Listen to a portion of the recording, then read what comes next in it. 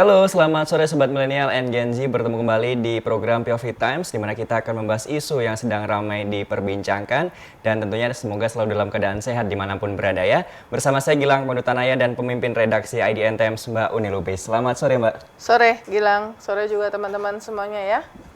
Mbak Uni, ada dua tema yang akan kita bahas. Yang pertama, di beberapa hari lalu, ini IDN Times menggelar Leadership Forum yang membahas situasi ekonomi. Di Jumat ya, tanggal 11 lalu. Muncul concern mengenai tingkat pengangguran di kalangan sarjana yang meningkat. Nah, apa yang semestinya dilakukan Mbak ke depannya? Ya, ini memang menarik ya. Sebenarnya kalau kita di search ya, di apakah itu toolsnya, searchnya apa, kita ketik aja unemployment, ya, jadi pengangguran, kemudian university atau college graduates, ya, artinya pengangguran di kalangan lulusan universitas. Itu kita langsung dibawa ke berbagai artikel dan data yang menunjukkan bahwa tingkat pengangguran di kalangan sarjana meningkat itu terjadi di banyak negara, ya, di Eropa, di Korea Selatan, di Amerika, dan tentu saja di Indonesia ya. Ini saya mengutip data dari Menteri Tenaga Kerja, Profesor Yasser Lee. Dia menyampaikan di kajian tengah tahun Indef 2025, dia mengatakan bahwa ada sekitar 1,01 juta sarjana di Indonesia yang menganggur pada tahun 2025. Dan ini merupakan bagian dari total pengangguran di Indonesia yang mencapai 7,28 juta orang ya. Nah, di pertemuan IDN Times Leadership Forum, di mana di forum itu kami mengundang sekitar 15-an ekonom senior dan juga pelaku bisnis ya dari Kadin juga, kemudian juga ahli geopolitik seperti diplomat sangat senior Pak Hasan Wirayuda dan juga Rizal Malarangeng dan sejumlah nama-nama dari industri itu muncul data misalnya ya. Di industri ojol ya, ojek online ya, itu kira-kira mungkin yang besar-besar itu mungkin punya 3,7 mitra, kan istilahnya itu mitra ya, dari 3,7 juta ya, 3,7 juta mitra, itu sekitar 30%-an itu adalah lulusan sarjana. 2 hari yang lalu saya dapat pengemudi yang lulusan sarjana. Nah, saya juga dapat yang bahkan nggak cuma sarjana S1 tapi S2, ya kan? Jadi 30% itu lulusan sarjana, kebanyakan S1 ya. Dan dari 3,7 itu di satu perusahaan itu kira-kira 1 jutanya itu adalah mitra yang aktif, artinya dia bisa mendapatkan banyak banyak trayek sehari aktif gitu. Dan sekitar 50% dari yang aktif ini adalah mereka yang menjadi korban PHK. Karena kita ngelihat kan belakangan ini kan banyak sekali perusahaan-perusahaan yang melakukan PHK, bahkan yang menjadi korban PHK itu adalah sarjana ya. Nah, ini fenomena yang memprihatinkan ya, karena sekarang menjadi sarjana atau punya titel ya, gelar sarjana itu tidak lagi menjadi sesuatu yang wah banget seperti yang sebelumnya. Termasuk tidak lagi menjadi jaminan bahwa kalau dia lulus menggenggam gelar sarjana pasti akan dapat pekerjaan. Di tengah situasi pasar tenaga kerja seperti sekarang, situasi ekonomi yang sedang tidak baik-baik saja. Kita melihat misalnya Pak Yusuf Kalla, wakil presiden kita, itu bilang bahwa dia perusahaannya itu membuka lowongan untuk 20 insinyur. 20 insinyur saja ya, 20 posisi insinyur. Yang melamar 23.000. Jadi di situ dia mengatakan, Pak JK ternyata banyak banget insinyur Indonesia yang menganggur ya. Kemudian misalnya kita juga memberitakan bahwa ada lulusan sarjana akuntansi yang kuliahnya nggak gampang, kuliah sarjana akuntansi itu termasuk yang susah, tapi karena tidak bisa mendapatkan pekerjaan atau bahkan menjadi korban PHK, kemudian melamar untuk menjadi pasukan oranye. PPSU. Padahal pasukan oranye atau PPSU di DKI Jakarta kualifikasinya itu di situ ditulis bahwa minimal lulusan sekolah dasar.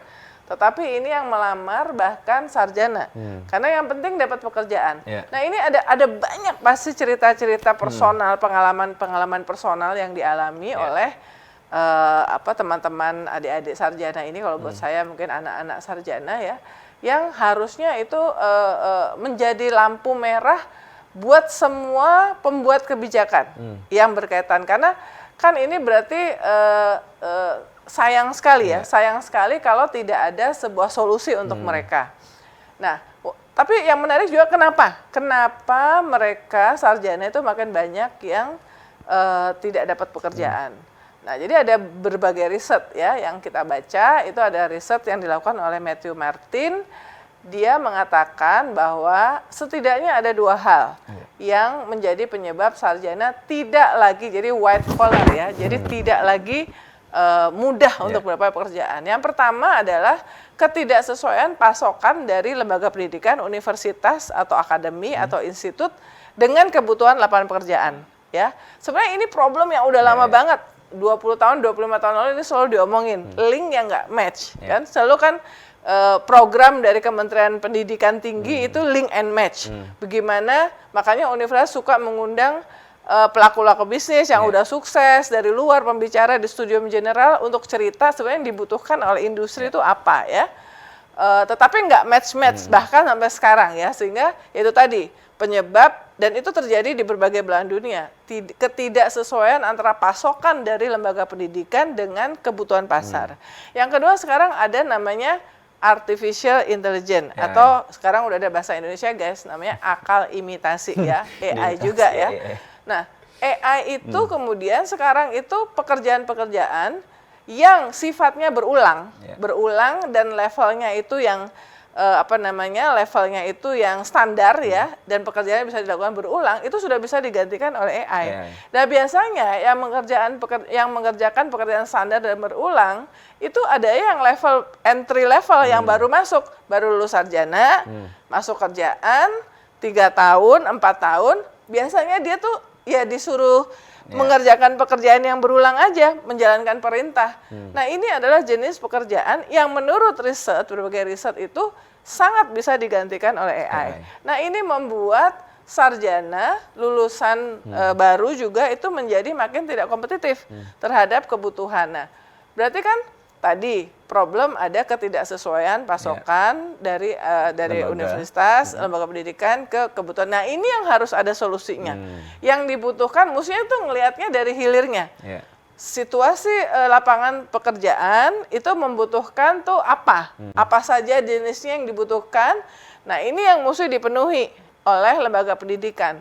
Not to mention, dan ini juga terjadi di Amerika, bahwa belakangan tuh bisnis universitas, bisnis pendidikan tinggi, itu kan makin banyak.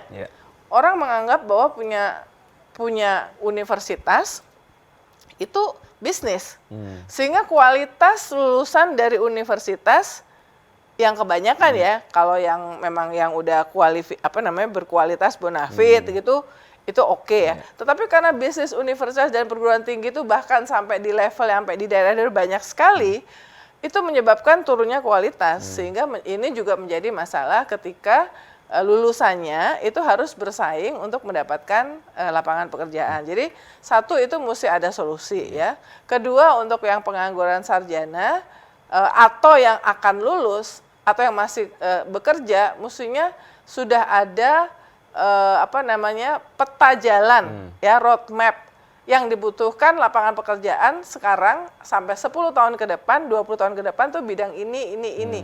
Dibutuhkan critical thinking, kemampuan komunikasi, ya, kemampuan memahami teknologi. Nah, sekarang kan nggak harus sarjana untuk bisa mengoperasikan komputer. Ya kan, lulusan yang anak-anak yang pinter SMA, SMP aja bahkan banyak yang sangat jenius komputer karena mereka bisa coding apa segala macam. Sehingga nggak harus sarjana ya yang melakukan itu. Dan kan gini, perusahaan tuh seringkali mikirnya kalau ngerekrut sarjana kemahalan, ya kemahalan. Kalau misalnya bisa merekrut yang bukan sarjana, tapi ternyata bisa melakukan tugas yang dibutuhkan oleh perusahaan, kenapa enggak ya? Ini ada hal-hal seperti ini yang makin membuat sarjana itu makin tidak kompetitif. Tapi soal ojol, Kan gini, tadi sebetulnya ojol, bisnis ojol itu kan ternyata menjadi satu solusi, menampung ya, menampung yang PHK, sarjana termasuk. Nah, tapi kenapa dia bisa menjadi solusi? Karena sifatnya yang fleksibel. Kan kalau menjadi mitra ojol, tidak menjadi karyawan tetap kan Tidak dia, terikat, ya. tidak terikat, artinya driver itu bisa fleksibel memilih berapa jam dia bekerja, kapan dia harus bekerja. Kalau dia masih misalnya mau punya 2 pekerjaan, misalnya double job, Masih nah, bisa. jadi dia biasa bisa. Tapi kalau seperti yang suara-suara yang belakangan ini muncul, misalnya termasuk dari kalangan pemerintah, dari kalangan DPR, bahwa ini harus dijadikan karyawan tetap. Karyawan tetap kan ada aturannya. Bekerja misalnya minimal 40 jam dalam seminggu, ya kan? Kemudian harus tunduk dengan aturan, harus masuk jam sekian, apa sekian. Nah, ini kan nggak sesuai dengan model bisnis dari ride hailing ini ya. Jadi kemitraan pengemudi online yang terjadi di berbagai tempat di seluruh dunia. Jadi yang mesti juga diperhatikan solusi-solusi terhadap upaya pengangguran, menciptakan lapangan pekerjaan juga harus jangan sampai kemudian yang karena populis aja. Oh, ini karena populis aja, berarti ini harus dijadikan karyawan tetap. Karena tadi aturan-aturan dari karyawan tetap itu ada. Justru selama ini menarik menjadi alternatif untuk mendapatkan penghasilan tambahan atau bahkan karena tadi pengangguran luar biasa sudah banyak sekali yang menjadikannya sebagai pekerjaan tetap sehingga dia mungkin bekerja full ya dari pagi sampai malam, 7 hari dalam seminggu. Ya. Tetapi model bisnisnya tetap seharusnya tidak menjadikan tetap. Nah, ini solusi-solusi yang holistik ya, memperhatikan berbagai aspek, tidak merusak ekosistem yang ada, itu perlu dilakukan karena persoalan pengangguran ini luar biasa. Pengangguran ini bisa menciptakan riak-riak sosial, dan pengangguran ini kan karena krisis ekonomi ya, kemudian menciptakan riak-riak sosial. Riak-riak sosial ini kalau tidak bisa dikelola dengan baik, tidak langsung ada solusi, kita tidak berharap itu menjadi riak-riak politik juga, dan itu terjadi dalam sejarah di berbagai negara termasuk di Indonesia gitu. Itu ya yang masih menjadi permasalahan sampai sekarang. Ya. Mbak Uni, kita masuk ke tema yang kedua, yakni adalah Indonesia mendapatkan kesempatan negosiasi Trump tarif sampai 1 Agustus ya. Apakah ini akan mengubah angka yang dikenakan saat ini Indonesia sebesar 32%? Ya, kalau ditanya kayak gitu sih, saya termasuk orang yang berharap mudah-mudahan berubah. Mudah-mudahan berubah turun. Karena yang sudah proposal kita itu udah luar biasa banget lah ya. Proposal yang diajukan, betul. Proposal kita itu di wawancara saya dengan Pak Sudirman Said itu kan mengatakan bahwa proposal kita ini udah losor.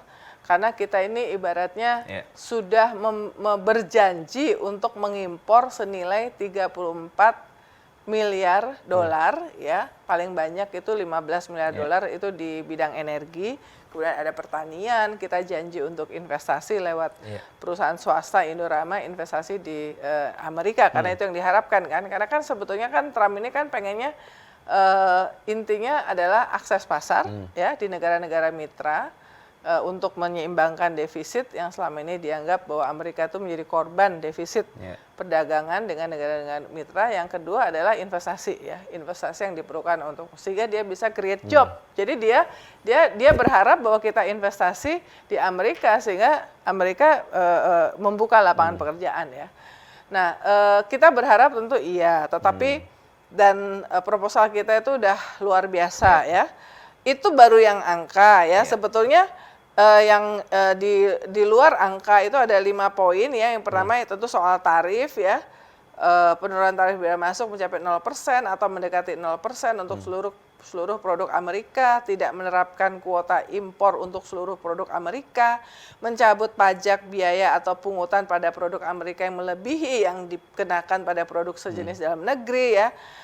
termasuk hambatan tarif, perdagangan dan teknologi digital, misalnya menghapus tarif dan kewajiban deklarasi impor atas produk digital, tidak mengenakan bea atas transmisi elektronik, nanti ditaruh aja di di grafis, tapi juga yang non ekonomi ya, yang agak bahaya dan semoga ini tidak membahayakan kedaulatan Indonesia, yang berkaitan dengan peningkatan kerjasama militer, penggunaan teknologi komunikasi yang aman, dan penguatan pengawasan dan kontrol perbatasan khususnya di Laut Cina Selatan. Nah ini agak sensitif kalau kita tidak hati-hati seperti apa yang kita sepakati dengan Amerika. Itu bisa berpengaruh terhadap kedaulatan. Tetapi gini Gilang dan teman-teman, semua negara melihat bahwa tarif Trump ini akhirnya memaksa semuanya untuk berhitung ulang, termasuk menjalin kemitraan yang lebih erat di antara sesama kawasan, sesama negara di luar Amerika. Nah, kayak misalnya yang terakhir nih, sesudah tertunda-tunda selama 10 tahun, akhirnya Presiden Prabowo Subianto pada saat berkunjung ke Brussel, pusatnya Komisi Eropa, bertemu dengan Presiden EU Ursula von der Leyen. By the way, mereka berdua tuh punya track record sebagai Menteri Pertahanan. Pak Prabowo kan pernah Menteri Pertahanan. Ursula von der Leyen ini pernah jadi Menteri Pertahanan di Jerman di eranya Kanselir Angela Merkel ya. Jadi mudah-mudahan karena itu mereka jadi lebih lebih enak. Nah, akhirnya sesudah 10 tahun SEPA, Comprehensive Economic Partnership Agreement ya, kesepakatan ekonomi yang komprehensif antara Indonesia dengan dengan Eropa itu disepakati. Nah, ini penting karena apa misalnya ada produk-produk Indonesia yang berkaitan dengan isu lingkungan yang selama ini sulit sekali, bahkan di-ban masuk ke Uni Eropa. Nah, kita belum tahu nih, apakah misalnya yang sering di-ban itu, yaitu palm oil atau sawit, minyak sawit, itu menjadi bagian dari yang disepakati ya. Yang berita yang bagusnya adalah cascade visa. Selama ini mengurus visa Schengen itu paling susah ya.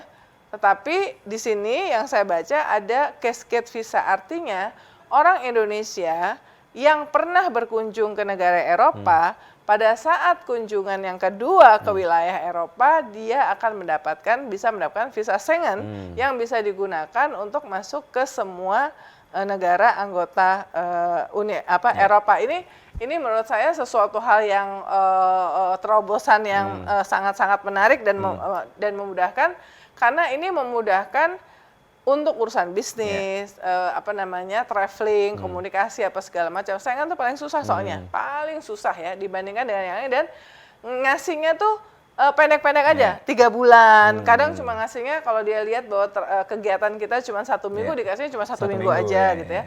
Nah, ini juga menarik. Kita ingin detail.